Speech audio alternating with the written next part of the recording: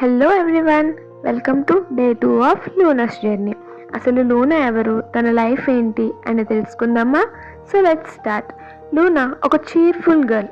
తన ఫ్యామిలీతో చాలా హ్యాపీగా ఉండేది. ఇంట్లో నవ్వులు, ప్రేమ, కేరింగ్ పీపుల్. తన వరల్డ్ అంతా చాలా బ్యూటిఫుల్గా ఉండేది.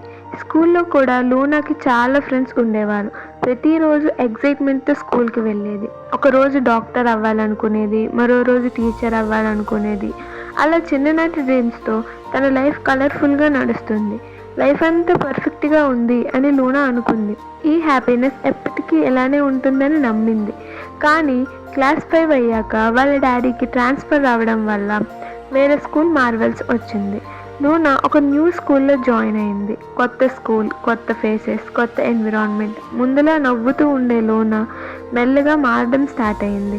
ఆ కొత్త స్కూల్లో ఏం జరిగింది, ఎందుకు లూనా లైఫ్ ఒక్కసారిగా మారిపోయింది తెలుసుకోవాలంటే నెక్స్ట్ పార్ట్ కోసం వెయిట్ చేయండి.